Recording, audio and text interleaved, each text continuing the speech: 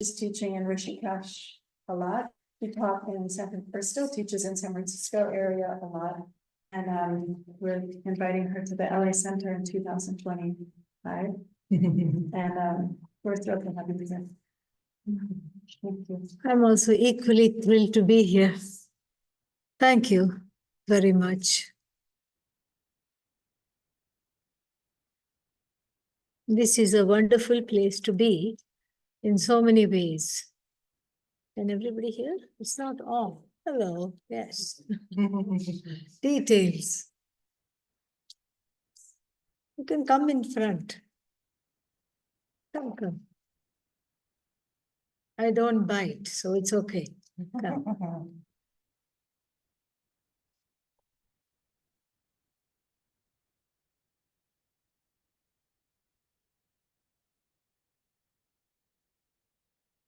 We'll start with the beginning prayer. Om Sahana Vavatu Sahanau Bhunaktu Saha Viryam Karavavahai Tejasvinavadhitamasoma Vidvishavahai.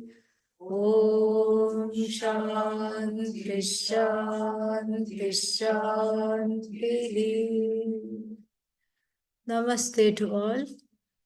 Welcome to the session on Dharma and Duty. I think that's what this is, correct? Yes. And in a way, it will be a continuation of what we have heard this morning by Blessed Swami Sita, who talked on leadership, because there are many overlaps between that topic and this. And so it will be a continuation. In fact, my job is easier because the road has been paved and all we have to do now is walk on it. So that is basically what we are going to do today. So we'll start with the definition of the word dharma, a very important word. It's part of the ABCD of the Hindu lexicon, as in A for Atma, B for Brahman, C for Chit, D for Dharma. So it is very much part of the Hindu lexicon, and it is also very much part of the Vedanta Yoga lexicon, dictionary as well. So that's why it's a very important word, and it has many meanings, but we will take the most widely used and accepted meaning for the duration of today's workshop. And that means dharyate sarvam. Dharyate means that which holds up everything. That which is the upholder of life, of societies, of communities, of nationalities, of religions, of worlds, everything. This is what is called dharma. Dharyate iti dharma. So this is the definition we are going to use. The upholder. The upholder is called dharma.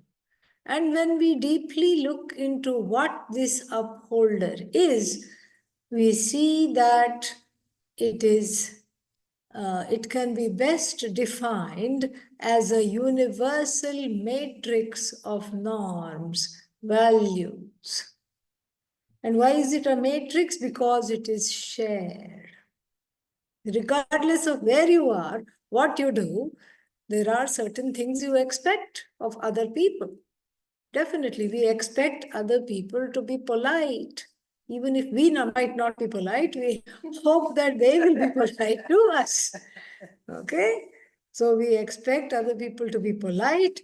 We expect other people to be respectful of us. We expect other people to magically open the door when we pass through. Even if we may not return the favor, we expect that. We expect people to be truthful. That's why we get so outrageous when somebody speaks an untruth. How could they? How dare they? And how could they do this to me? Nobody wants to be lied to. Nobody wants to be defrauded. Nobody wants to be stolen from. Even the thief, I read in the news one time, even the thief who was stolen from by another thief, of course, who else? They thought they had a good agreement, but an agreement between thieves can never be good. And so one of them double-crossed the other and made off with the drugs that they were both going to sell. And gave the first person from whom he stole, this person got a nice whack on the head, and then he was just lying there. When he came to and understood what had happened to him, what did he do? He called the police. And he called the police and complained, and then he realized what he's doing. Because the other fellow could never be located, he was the one who ended up in prison. Not only ended up in prison, ended up on the cover of Dumb Criminal of the Month magazine as well. But all this to show how dear Dharma is. Dharma is extremely dear because, not because I want to follow it. No. That's not why it is dear, because I could care less about following Dharma. I want other people to follow Dharma towards me. I want other people to follow Dharma towards me. I don't want to be nice to everybody. In fact, half the people I don't like, and the other half the people I wish they did not exist. And so therefore, I don't want to be nice to anybody. But those half of the people that I'm forced to live with, I want them to be nice to me 100% of the time. This is the love for Dharma. Indirectly, I want Dharma, even though I may not want to follow this Dharma directly by speaking the truth, by following the norms, by doing all these things. Even though I don't want to follow Dharma, I want everybody else to follow Dharma towards me. That's why in the Shastra, scriptures, it becomes the first Purushartha. Purushartha means goal. Sarvaihi Purushaihi Arthyate, that which is desired by all human beings. This is Dharma. You see how important this is. This is something which we find in all religions. Why? Because it is already inbuilt into us. So the religion, ideally speaking, any religion should be an expression of this Dharma, or should have ways and means to express this Dharma. And when I walk and talk this Dharma, there is a certain kind of fulfillment. That is why it is called the first goal to be gained in the human life, namely the first Purushartha. Amazing this is. Then, as we go further, we see the same kind of values enshrined in most of the religions. You shall not lie. You shall not covet other people's money or goods. And the Upanishad also says, Ma gridhaha kasyasvid dhanam. Don't go after other people's wealth. Don't go after other people's money. Do not desire what is not meant for you. Excuse me. If it is not meant for you, don't go after it. This is something which we find universal. And universal means The Sanskrit word for it is samanya, samanya, universal dharma, samanya dharma. And the only difference between other religious traditions and the Vedic traditions is that in the other religious traditions, we find dharma as being presented as a mandate of God. God gives these mandates or commandments, however you want to look at it, laws to follow. And of course, there'll be consequences if you break the laws. And these laws are given by God. This is across the board, we find this kind of a belief. Whereas in the Vedic tradition, we don't say that dharma is mandates of God. Dharma is a manifestation of Bhagavan, Ishvara. This is the difference. And it's a very huge difference. Because mandate of God means we make, we have some kind of a rebellion already coming. Because, oh, somebody has a mandate, I'm going to break it. Yeah, why? Why should there be a mandate? I want to break it. But when we say this is not a mandate, this is a manifestation. Yatra yatra dharma, wherever there is dharma, tatra tatra ishvarasya vasaha, there is the abidance of Bhagavan. So a heart that is filled with dharma is a heart that is filled with God, with the presence of Ishvara. More dharma, more Ishvara, more dharma, less of my own, what is that called? Raga, dvesha, strong preferences, strong prejudices. Because this is what dharma is in the danger of. Dharma is in the danger of being overpowered by strong preferences and prejudices, raga and dvesha. Because when the going is good, everything is fine. But as soon as I have a longing for something, and you see, longings are always difficult because everything I badly want, as my teacher would say, is either illegal or unethical or has too many calories. Yeah. So this is what happens. And so therefore, following dharma suddenly takes on a new twist now. Because I equate it with a certain kind of sensory deprivation. I want this, but I can't have this. Why? Because this is against dharma. And that which is against dharma, we say, is ultimately against myself. I am going against myself, my own higher wisdom, my own higher belief system, my own values, ethics, whatever I have enshrined. I am self-sabotaging myself by going against those very things which are dear to me. This is the problem.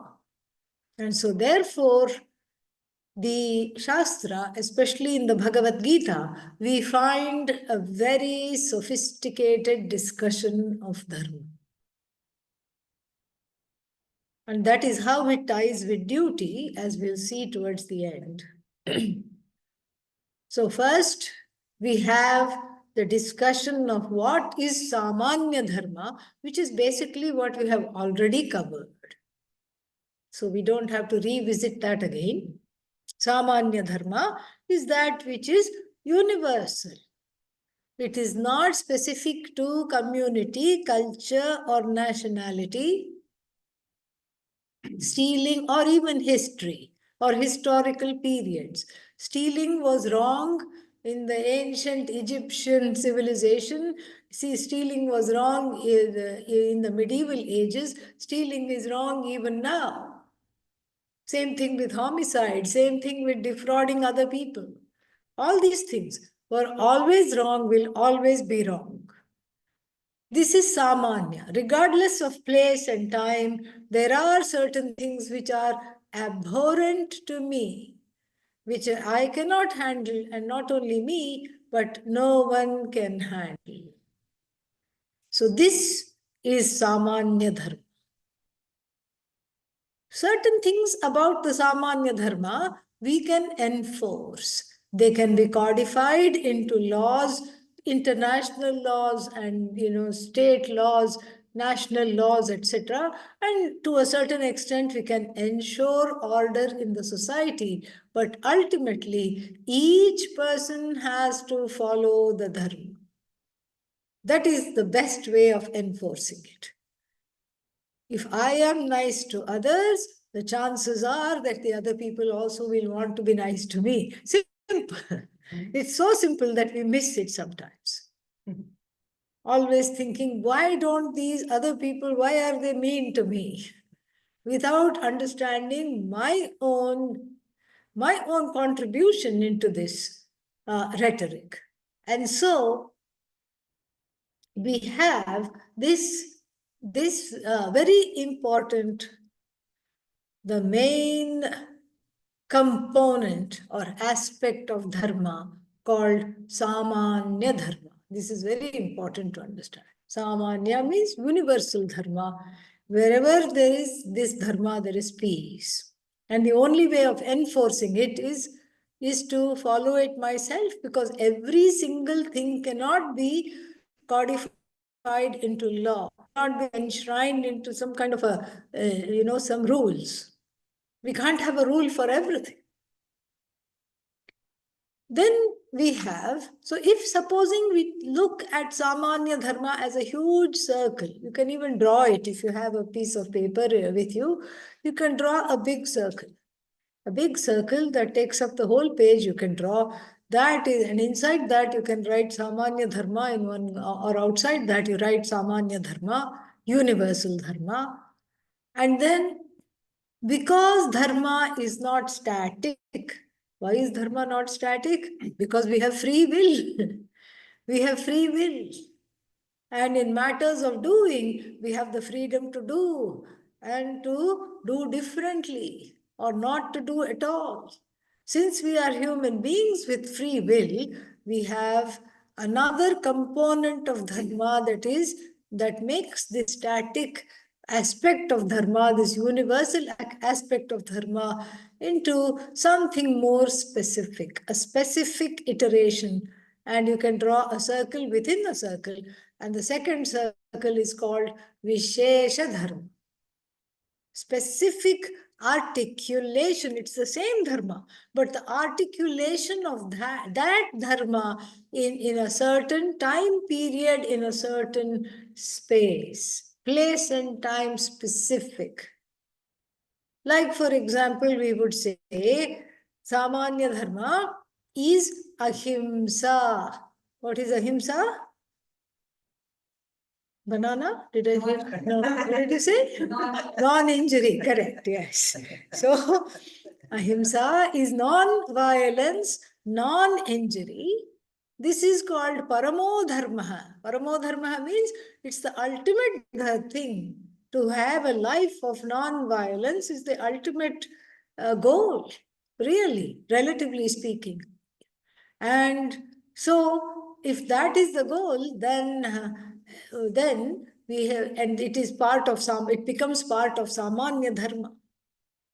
But yet, life is complicated. What does the doctor do? Cut open the stomach and take out something that doesn't belong, a tumor, something, whatever is there.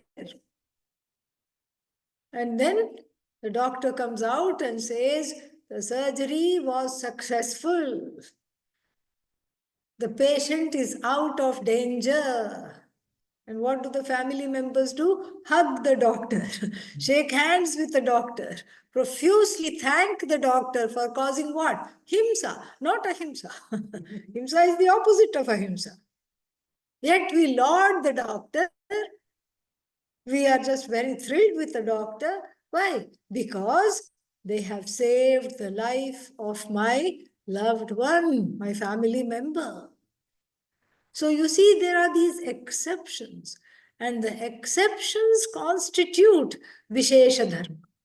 The exceptional situations where somebody is choking on something and then they need what is called some kind of a maneuver, Heimlich maneuver. So somebody goes from the back and then gives them a Heimlich maneuver and two ribs get broken. But still, this is a lesser injury than what would have been the unfortunate outcome of choking over something. Like this, we have many situations. These are all relatively modern situations. From ancient India, we have a nice story where Lord Rama, being banished to the forest, is going, and the minister is taking him to the outskirts of Ayodhya, the kingdom, and leaving him Sita and Lakshmana, the brother of Rama and wife of Rama, there. And the whole of Ayodhya is crying. Dasharatha, Rama's father, cannot handle this separation. And if you've read the Ramayana, you will know that he's going to die very soon. He's going to die of a broken heart. And he knows that. He knows that his life, his heart is in Rama. He knows that. And without Rama, and it's not like Rama is going just for a little, work trip. No. 14 years of banishment in the forest in those days meant sure death. Why 14 years? In 14 hours, one would be lunch for some big cat or a hyena or something. You would not last. One would not last for 14 days, let alone 14 years. And so Dasharatha, Rama's father, was extremely upset, to say the least. And then he decides to bring the departing Rama back. And why did he have to go to the forest? Again, we have to backtrack a little bit, because the stepmother of Rama, who had been promised a boon, two boons, early on in life, had been clever enough to say that she would take a rain check. And she demanded the fulfillment of the boons at the last moment, just before the coronation of the heir apparent, the eldest son, which was Rama. And what did they want? What did she want? She wanted Bharata, her own son, to be coronated as king. And because everybody would think this was unjust and everybody loved Rama and nobody would accept Bharata as king as long as Rama was there, what happened? She wanted Rama out of the picture. Rama in a tiger's stomach is safe. Out of sight, out of mind. Somebody's lunch, not my problem, and then people would cry. How many days will they cry? They will forget about it. They will love my son and take my son to be the king. Dasharatha, Rama's father, begs her, falls at her feet and says, let your son become the king, I don't mind, but don't send Rama to the forest, please don't. But she is unrelenting. That is why Rama has to go to the forest. And Rama willingly goes and says, a word that has been given by my mother has to be kept. The father's word, the mother's desire makes me, and here is where we see the intersections of duty. More about that very soon. So Rama goes off to the forest, and seeing the departing Rama and his family, Dasharatha decides to take matters into his own hands and addresses the minister who is driving Rama away. And he said, stop in the name of the king. I am not Dasharatha anymore, a grieving father. I am the king. And I am asking you to stop. If you love your life and if you want to be alive, turn round the chariot and bring them back. And what does Rama say? Rama says, no, keep going forward, keep going forward. The minister said, it's nice, very nice for you to say keep going forward. You are not going to return. I have to return. And when I return, what kind of a return will it be? I'll be sent packing out of this loka. I won't be here anymore. And Rama says, I have a upaya. I have a remedy. Just say you could not hear the king's orders above the wailing of the people and above the hooves of the horses cantering towards the forest. Now, what is Rama? Rama is depicted as the embodiment of Dharma. And here he is telling a bald-faced lie. What is he saying? A blatant lie. Total lie. Say you didn't hear, everybody heard. Dasharatha says, stop in the name of the king, stop in the name of the law. If you don't want to be beheaded, stop right now. And what does he do? He says, just tell him that you didn't hear. But then the very next sentence out of Lord Rama's mouth tells us the truth. What is that? Tells us, he says, the reason is neither my father nor the people of Ayodhya can bear a second separation. Separation has already been happening. How long can you say goodbye? Goodbye, okay, finished, You cry, you wet your hanky, and then you hug, you talk, and then again you feel like extending the goodbye, but it's never healthy. It's done.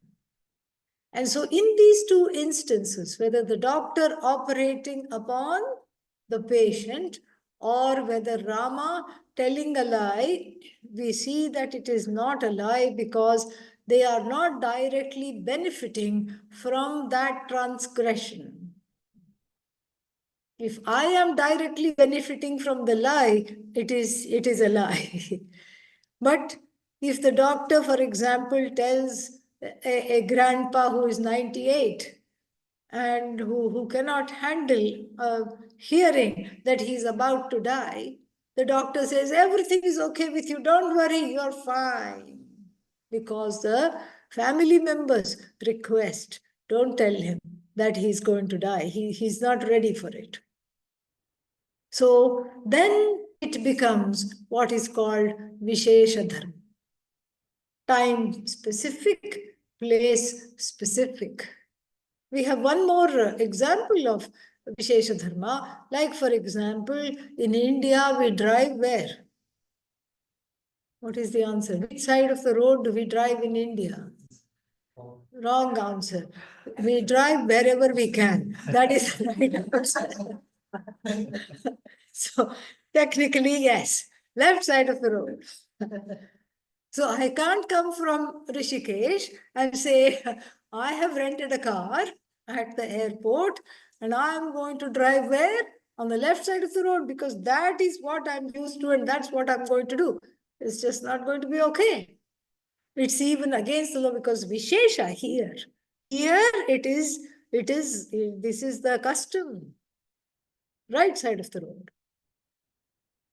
And like this, so many instances are there. In India, if you go to a funeral, you wear white color. All the bereaved people will be in white. You also wear white as a form of solidarity. In the Western cultures, what color is it? Black. So if you say, no, I'm from India, I'm going to only wear white to this funeral, it's not wrong. Nobody can put you in jail for it, but it causes disturbance. It takes away from the sobriety of the situation, and it takes away from the attention which should go to the bereaved people, and it goes to the person who is violating this kind of an unsaid norm. And so in this way, this is Vishesha Dharma. And Vishesha Dharma is a circle inside Samanya Dharma. Why? Because Vishesha Dharma is the interpretation of Samanya Dharma in specific situations, in specific places, at specific times, in specific countries, nationalities, etc. Now I want you to draw one more circle inside the Vishesha Dharma circle. Because while these two expressions of Dharma are very, very, very important, there is something missing. And what is that? What about me? That is what is missing. Where do I come into this picture? And so the third circle, the name of the third circle is Swadharma. And here it means it has two iterations. Swadharma has two iterations. And the first iteration is my own purpose in this life. I was born for a reason. No matter how unvaluable I may think my life is. I may think I am a loser. What for I'm here, I don't know. So therefore, what shall I do? I'll behave like a loser. Why? Because I believe that I am one. I'll be a drifter. I'll be a wanderer. Not in the sadhu kind of way, okay? A sadhu kind of way. And I'll be a wanderer. And like a piece of driftwood. No antecedents, no precedents. And are you content doing that? No. If you were content doing that, then you would become a sadhu, a renunciant. But one is discontent doing that because one is having an internal rebellion against oneself. A rebellion against dharma is a rebellion against oneself. Whether it is because of early childhood trauma or due to certain other forces and influences in one's life, what happens is that there is a disconnect between me and the universe, between me and the maker of the universe, aka Ishvara, God, whatever you want to call that, higher force. There is a disconnect. There is a disconnect between me and the earth that I continue to desecrate. There is a disconnect between me and the other people who I continue to disrespect, or who I do not let in my life because I have hardened my heart and there is no place for them anymore. And why is the heart hard? The heart is hard because one was hurt in the past. And who was the source of the hurt? Let us call them primary caregivers. Okay. And then because of that, now I don't trust nobody. I don't trust anybody. So I have a hard heart and I want to live in my own fortress. This is the opposite of Swadharma. Swadharma means acknowledging and coming to acceptance and afterwards a sense of blossoming to my own purpose in life. Some people have it easier. From birth, they are good dancers. The child, even before it's walking, is doing Bharatanatyam steps with her feet. Mozart composed his first song when he was 9 months old. That is rare, very rare. So their destiny and how they should contribute to the world is already so clear, not only to them, but to everybody around them. And it's inescapable. But unfortunately, that's not the truth of most of us. Most of us have to do the grunt work of discovering. And the grunt work of discovering one's purpose is on the back of many, many, many missteps. And why are they missteps? Because it's not that the purpose is hidden. The purpose is there. but I do not hear the call of my own purpose. I don't hear the call. Why do you not hear the call? Because there is a deafening cacophony of wants. I want, I want, I want, I want, I want, I want, I want, I want. See how it's louder it's getting. What else can you hear in this din? I want also includes I don't want. I don't want, I don't want, I don't want, I want, I don't want, I don't want, I don't want, I want, I would, I don't want, I want, I don't want, I want, I don't want, I want, I want, I want, I don't want, I don't want. I like, I like, I like, I hate, I hate, I hate, I like, I like, I like. What else can you hear? Where is space for God? Where is space for Ishvara to speak the purpose? It's there, but it is not tapped into because there is a cacophony, a deafening cacophony. And therefore, it goes unheard. So this component of Swadharma is often not realized, even in the scope of what to talk of one, many lifetimes. It is not realized. Because if I don't interrogate not the wants, but the wanting person, if I don't interrogate the belief that I am a wanting person, because this is not true. I am full, I am whole, I am Purna. I am fulfilled. I am the truth of everything. I am non-separate from Ishvara. This is the message of the holy Upanishads, the Vedas. And if I don't hear this, the cacophony will reign. And I will feel defeated from my purpose even before I started. So this is the first component of Swadharma. Discovering and living my purpose as a contribution for all the forces, starting with the 5 elements that have sacrificed to make this body, mind, sense complex into a working, functional adult. No, I'm a dysfunctional adult. Yes, but at some point you are functional.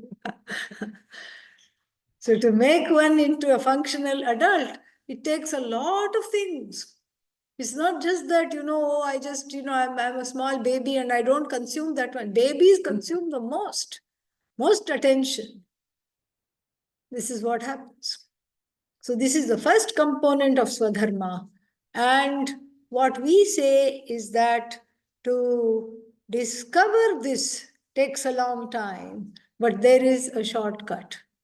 There is a tried and tested remedy to discover my purpose, and that is to plug into the second component of Swadharma, my duty. This is very, very beautiful. Duty means kartavya. Kartavya means that which is to be done. It has to be done. And this is not hidden from me. This component of Swadharma is not hidden to me. I'm already born related into this Jagat, into this world of names and forms. I'm already born related. Somebody claims me as a grandchild. Somebody else says, no, this is my child. And another one says, this is my brother or sister. Somebody else says, this is my nephew, this is my niece. I'm already born related. And as I negotiate these relationships, and how is this negotiation done? In the form of duties. We are a duty-based culture. We are a duty-based tradition. In fact, doing our duty, in the Vedic tradition, the Hindu tradition will say, doing our duty is the best form of worship of the Lord. That is an act of worship for us. Doing what needs to be done, because it's the hardest thing to do. What do I want to do? That which must never be done, I want to do. Nishiddha karma. That which should not be done, I want to do. When do I want to do it? All the time. This is what I want to do. What should be done is very boring. I don't want to do that. So boring. But that's where the liberation is. That's where the redemption is. That's where the freedom is to discover the first component, which is actually very beautiful, a journey, a very beautiful journey. But the discovery of my purpose, for that, we need the backdrop of graduating in one's duty. That duty becomes very, very important. In the West, this concept is not there. When you think of duty in the West, it's usually with the military, not anywhere in the non-military life. But in India, here this is a rights-based society.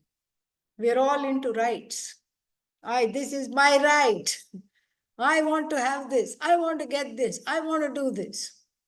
This is my right. And if you keep fighting for your rights, where will that leave you? A begging, wanting person. Yeah, nobody's listening. And the government bureaucracy has a tape. What is that tape? Red tape, yes. Lot of obstacles, difficult to negotiate. And hundreds of lawsuits later, one is in the same place. No, I need to correct that. One is poorer than before, after paying off the attorneys, the lawyers. This is how it is. I am left a begging, wanting person. And what was I before I came into this? A begging, wanting person. Very difficult. And so therefore, we have to come out of this abyss, this impasse like abyss. We have to come out of this by being able to articulate that component of Swadharma which is very accessible to me. It's a no-brainer. If I have parents, there are certain duties. If I have a spouse, there are certain duties. If I have children, there are certain duties. My duty towards you becomes automatically your right.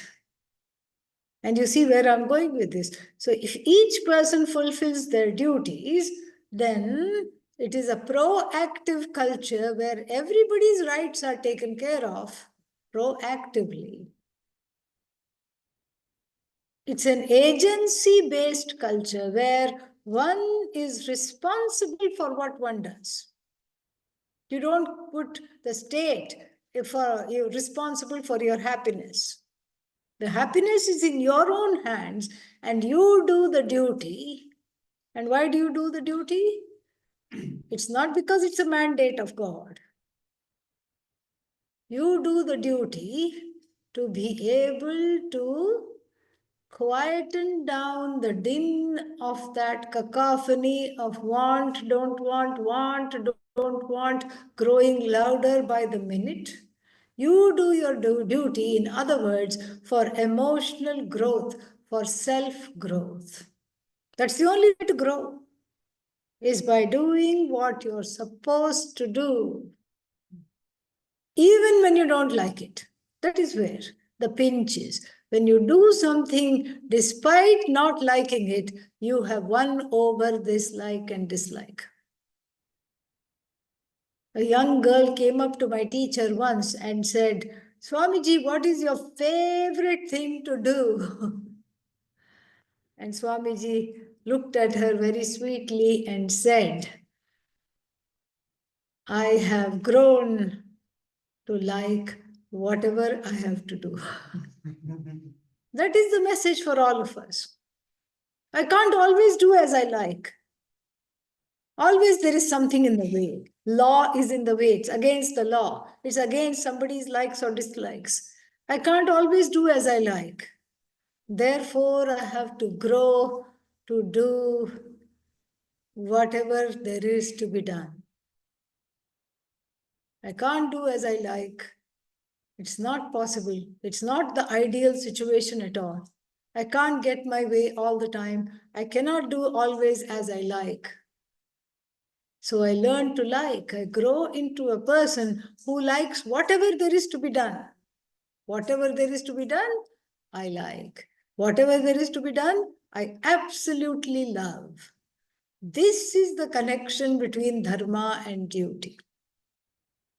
On the one hand, it makes me closer to God. And this is very important because there is what brings one to the ashram is the yearning for this God. Where are you? Who are you? Darshan kab doge? When will you give me darshan? Where are you? Why do you hide from me? Why are you playing hide and seek?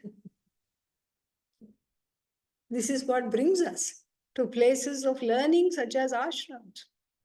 This yearning, and this yearning is assuaged immediately when I follow what is to be done. Whether it is Samanya Dharma, Vishesha Dharma, or the second component of Swadharma, which is what? What I have to do. When I follow this, that cacophony just quietens down. I have a sense of peace for having done the right thing, even though the other person did not do the right thing. The outrage of the other person not doing the right thing is compensated by the satisfaction and the contentment of my having to do the right, having done the right thing, even though the other person flouted dharma, I was with dharma.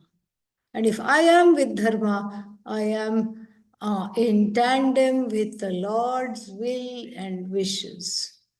The universal will for me and my personal will for my own life have aligned. And that is the best union while living. It's really, really beautiful. Because more dharma means more Ishvara, more dharma means less conflict, more dharma means less second guessing, less resentment, less grief, less sorrow, less doubt, less fear. And in fact, the prayer of every mumukshu, seeker of freedom, must be, O Lord, O Goddess, let there be more and more of you and less of me. What is this me? A bunch of likes and dislikes. Let there be less and less of me. Let you prevail. Let your will prevail. Oh, but what about my will? The human being says, the jiva, the individual being says, what about my will? Really, what is your will? It's more of a won't than will. I won't do this, I won't do that, I won't have that. So it's a rebellion. It's a needless, empty rebellion. There are certain rebellions that are wonderful because they are in tandem with universal justice, etc. But this is an empty rebellion. Like having pebbles in a tin can and shaking it, that kind of an empty noise. It's a tinny rebellion. It's not a rebellion. It's a rebellion against oneself.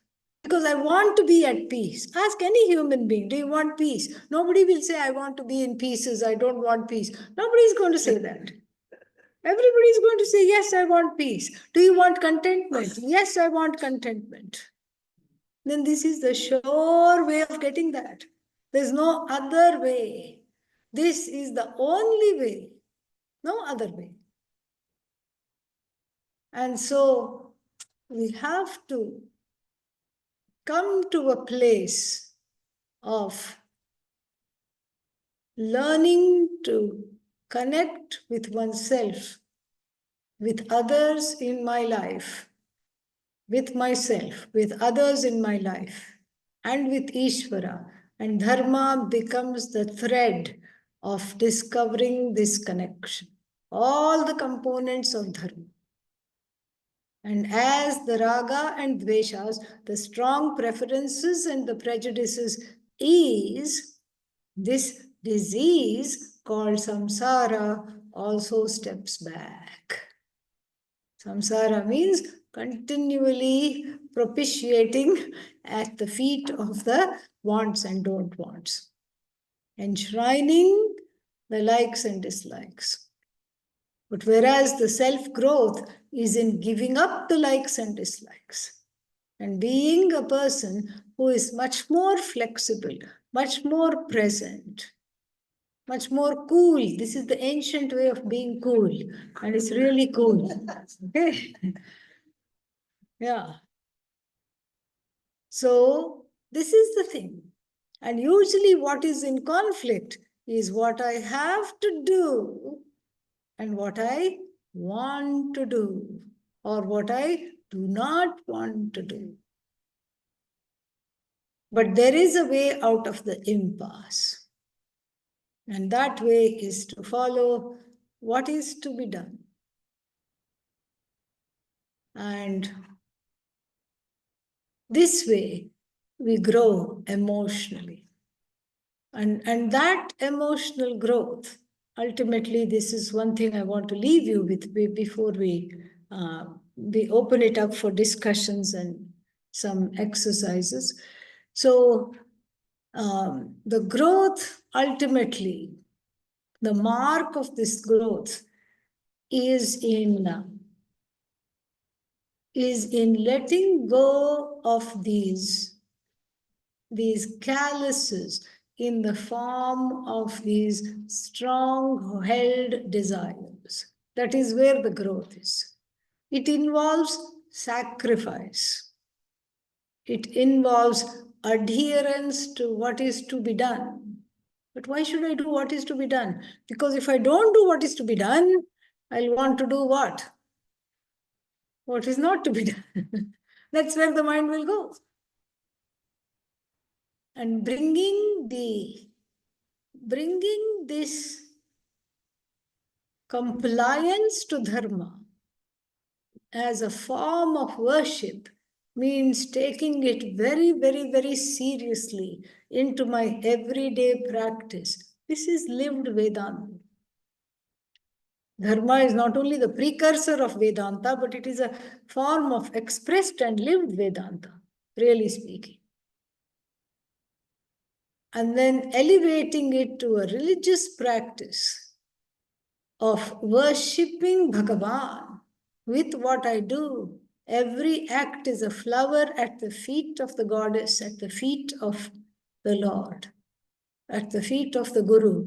This is a very beautiful way of understanding that. It gives an immediate gift. And what is the gift? The gift is separating me, the devotee, from the roles that I have to play in life. The roles that I have to play are not very, what's the word for it, appealing. The roles that I have to play are not very appealing. But when I know I am not these roles, the duties are based on these roles. I am none of these roles. These roles are not me. That inner separation comes, and as a result of the inner separation, I know that the person is not the role. The role may be non-separate from the person, like an actor playing the role of a beggar in a movie. And as the actor goes around playing this role, what is the actor saying? I have nothing. Give me something. He's knocking on the doors and the people are just slapping the door in front of him and not giving him anything. The actor gets more and more sad and is crying. Is he really crying? Say no so we can move on. No. So, In fact, what he's laughing inside. He's saying, oh, maybe I'll get an Oscar for this. Oscar nomination. I'm crying without glycerine. Look, I'm doing this role so wonderfully. Because he knows he can take away the take off the tattered clothing and all the dirty makeup and go to his house where? Beverly Hills. He can go and sit in his garden under one umbrella with a drink that also has its own umbrella. I've never understood that. I've never understood that. I don't want to also, don't explain afterwards. Okay. Yeah. So certain things better for a sadhu not to know. All right. So, but I've seen it. That's how I know it's so certain things strike me as funny. And so here he knows he can cast it all off and sit under the umbrella along with a drink which has its own umbrella. And then give this all up. He knows it's just a role. But from the standpoint of the beggar, the body of the beggar is what? The body of the actor. The mind of the beggar is what? The mind of the actor. In fact, the whole beggar is the actor. But is the actor a beggar? No. This is jnanam, self-knowledge. This is self-knowledge. If it is a role, I perform it. And in order to know this I can be known only by following dharma. No other way. I have to discover myself as a devotee first. Then I become the devotee son, devotee daughter, devotee spouse, devotee friend, devotee employee, devotee employer, devotee mother, devotee father. I have to know, first discover myself as a devotee. Then only all these other roles fall in place. And this is the complex yet profound journey of discovering the threads between dharma and duty to ready ourselves for moksha. So that is, I have talked enough. That's what I have to say. We still have time, and so we can do an exercise. I think it'll be nice to break into groups of 4 and discuss 2 things. Listen to each other, listen to each other. What can 2 things? One is how you can talk about how in your life, what is a difficulty in doing your duty or playing your roles, and how are you overcoming it? 2 things. So what are the difficulties, and how do you think you can overcome it, and what are you doing to overcome it? So you can just talk to each other, and then maybe for 10 minutes, and then afterwards people can share. We can come back and then we can share.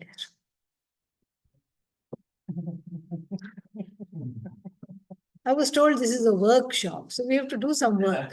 Why should I do all the work?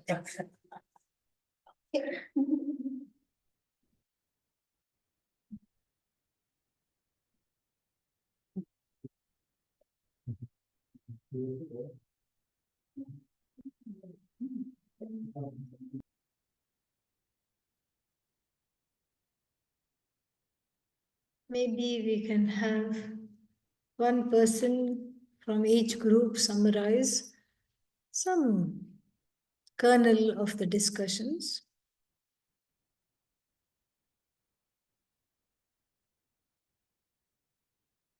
I know you don't want to do that.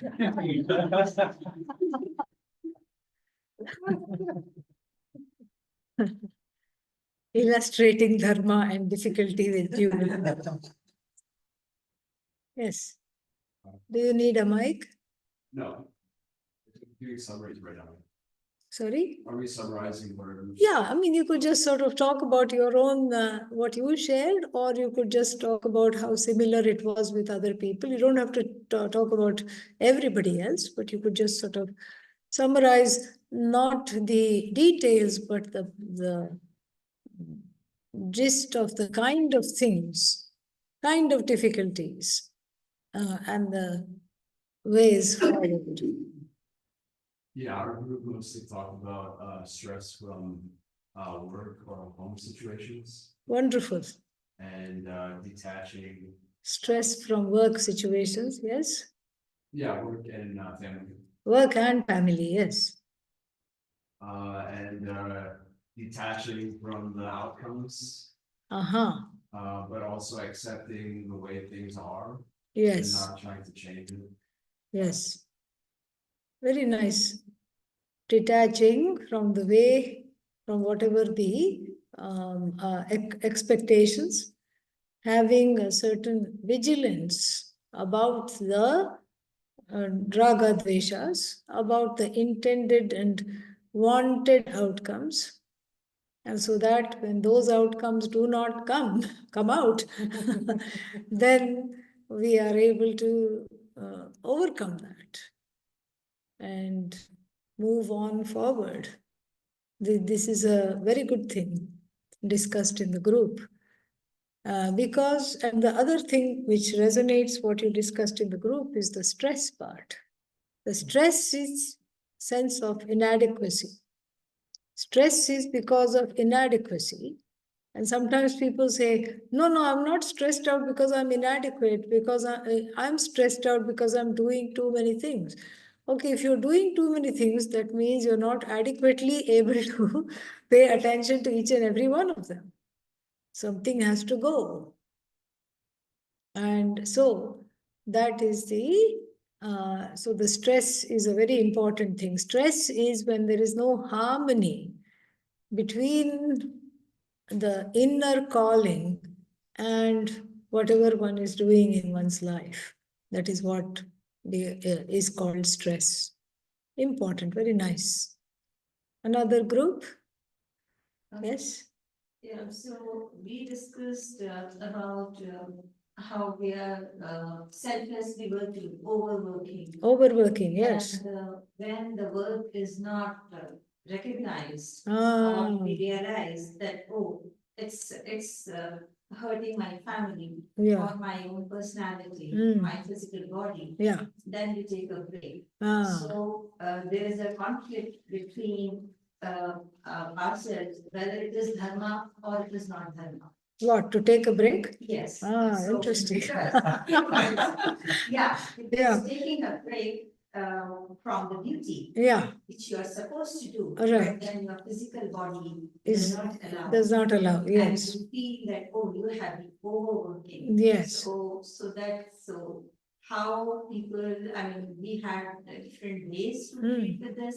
Yeah. Some read some scriptures Mm. and some, what do you call that? Introspect themselves. Yes. And feel that, oh, maybe the other person is also going through the same situation. And I should be more aware of it and I should be contributing more. So that's how.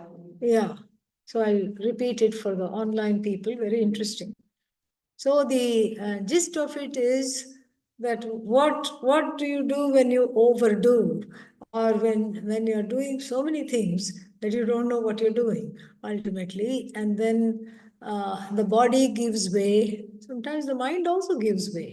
You just need a mental health day or a mental health year, whatever it is. One needs to take some time off. And then taking the time off means there is dealing with guilt because I'm not doing my duty in the time that I'm taking off. So, guilt here is associated with doership. And doership does not belong to you, it belongs to God. Bhagavan is Karta. Ishvara is the Karta. Karta is Ishvara. Karta is not you. And when we take on a portfolio that doesn't belong to us, then naturally we'll be stressed. This doesn't belong to me, but yet I am taking on the burden of thinking it belongs to me. Like it is my duty to keep somebody else alive. It's not. It's out of my hands. No, but they are not taking care of themselves. That too is not my problem. I can tell them to take care of themselves. I can make it easy for them to take care of themselves.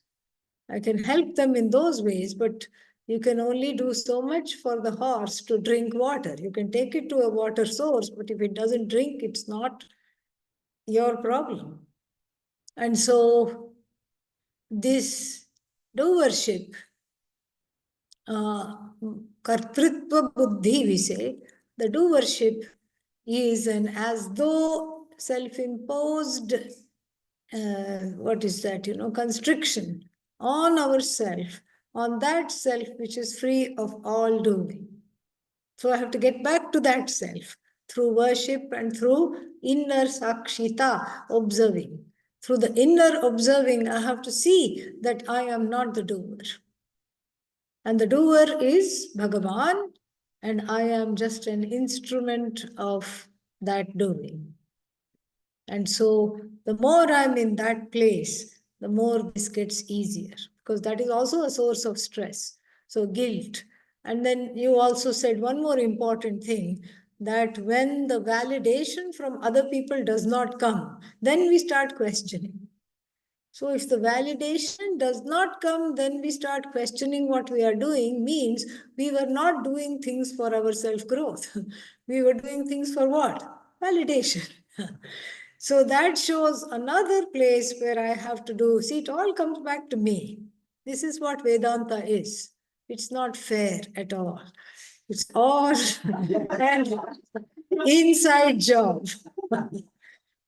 There's really many unfair things about Vedanta. If you get the knowledge that you are free, whole, and limitless, who gets the credit? Not you. It's the Guru. Yeah. But it's because of the Guru. Hey Guru, because of you, I have gained this knowledge, the Shishya says. It's the Guru, the teacher's brilliance, gave me this knowledge. But if you don't get the knowledge, whose problem is it? Don't say Guru again. Okay? That will be the wrong answer. It's your own problem. It's not the Guru's problem. Yes. Because you see, we have a story that, what is that? Brihaspati, the guru of the gods, and Shukracharya, the guru of the demons. Again, I'm invoking the 16th chapter taught today early morning. So, do you think Shukracharya taught anything different from Brihaspati? No. You can't blame Shukracharya for having demonic students. That's who they were. He did his best, but they chose to lead a life of adharma. This is what happened. And so Vedanta is, never fair. It's all about me. It's my own job to seek the validation from me. Really. And that's a far cry, because I have become a experienced hunter and a validation seeker. I'm a beggar of validation. Everyone who I meet, I say, do you approve of me? Do you approve of me? Do you love me? If not, why not? Please love me. Please take care of me. Please approve of me. I become a beggar. It's a very sad way to lead the life. And so from this, I have to probe into, and I'll tell you where the ideal place would be to go. In the Shastra, we say, you validate yourself. But that's a far cry. So we need a proxy validator. So we have to bring in Bhagavan, Ishvara, the altar, that which is on my altar, the Guru, to be the proxy validator. That's why in the tradition we have so many, icons. Shiva, Parvati, Ganesha. What are they doing? They're all smiling. And they all have their hands like this. Don't fear, I am here. And then you can't, they are approving of you. They're smiling and having their hands like this because they're saying, come to me, you are okay, you are fine. So we bring in Ishvara as the validator. To validate, I bring in Ishvara as the validator, and my devotion validates me. I give the power to Bhagavan to validate me. So it's a very big thing. Not in the scope of this talk, but very big thing, yes. Next group.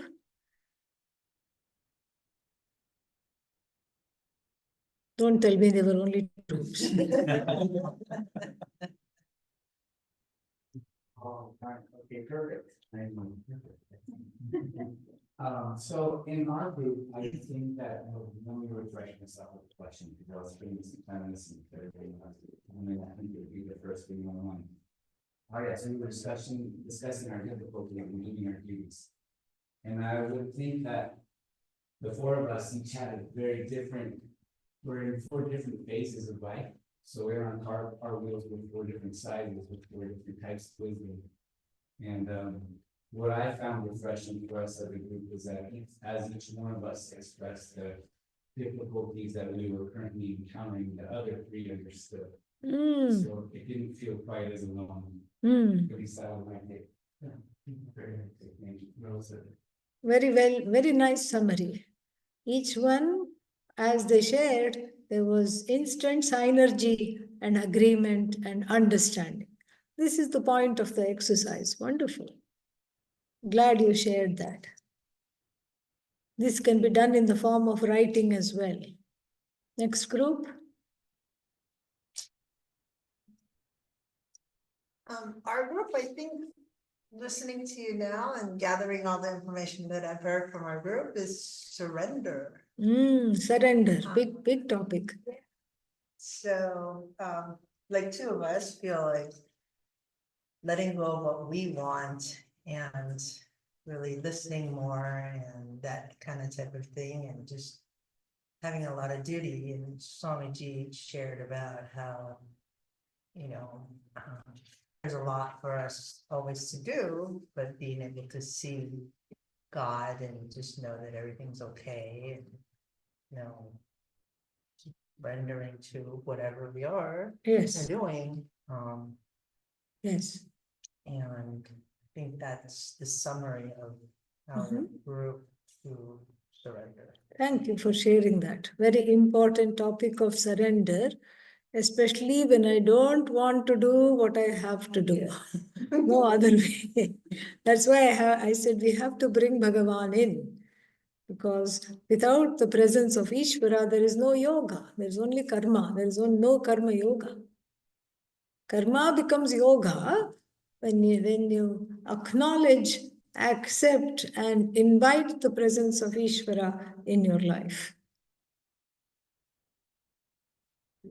Very important. Next group. So our group discussed about the lacking of self-care. Self-care. Yes, very important. Ignoring the words of the outside. Yes. Then, but we usually say, I have to do, even though take care that I have to do. So maybe the another good suggestion is that maybe the word change that I get to. I get to do, yeah, change the vocabulary. Very nice, yes. One more is you have a expectation to the others. And then with the expectation that it's easy to become a criticism. So even not like a criticism, you can change the way to see that you can say, this is the opportunity, how to teach that person to change the perspective. Yes. Very nice kernels of wisdom from all the groups. This one was about, first thing is about self-care, especially in ashram life. That takes the back seat. Not even the back seat. It has fallen off the back seat, actually. Yeah.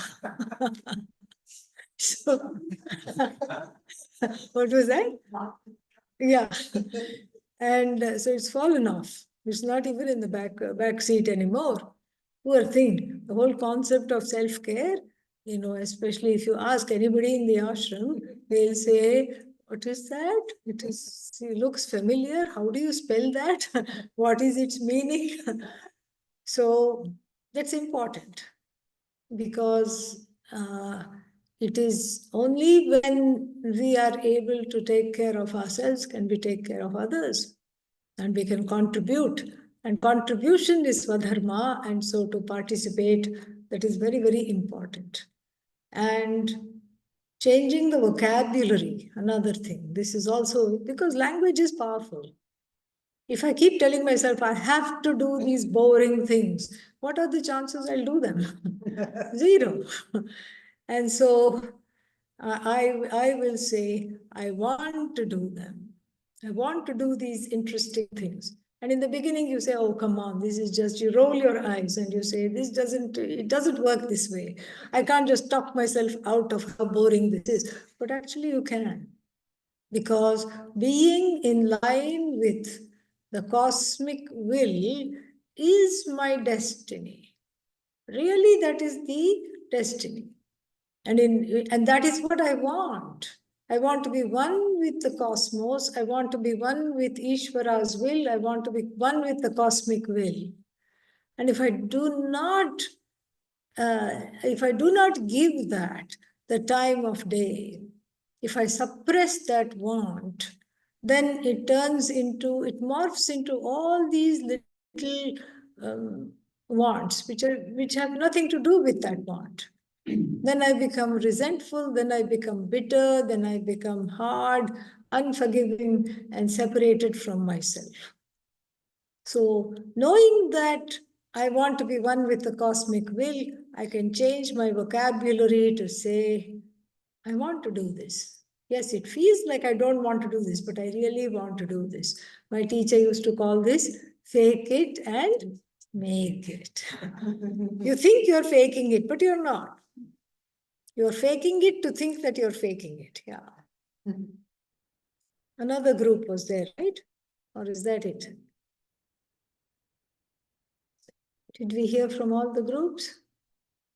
And the group exercises show that the answers lie within us. The inner guru will guide, and provided we make the space and the time to listen. Om Sarve Bhavantu Sukhinah, Sarve Santu Niramayah, Sarve Bhadrani Pashyantu, Ma Kaschid Dukha Bhag Bhaved, Asato Ma Sadgamaya, Tamaso Ma Jyotirgamaya, Mrityorma Amritangamaya. Om Purnamadav Purnamidam Purnat Purnamudachyate Purnasya Purnamedaya Purnamevavashishyate. Om Shanti Shanti Shanti. Hari Om Shri Gurubhyo Namaha. Hari Om. Thank you for coming. Online. For a retired individual, both male and female, what should be my duties? Relax, yeah. Relax and study. Yeah. Relax. Study Vedanta. Yeah. In my case, I find it hard to fit myself with people who don't talk or discuss Vedanta. Don't hang out with them. Simple. Simple. Hang out with us instead. Okay, yeah. And then somebody says, what else? Yeah, Harinder says, sometimes I find it difficult to figure out what is not my duty. That is my problem. A concrete example is serving on too many committees at work. Don't serve on that many committees. You know that. Yeah. Bye-bye committees. That's your mantra. Okay. All the best. Om Namah Shivaya.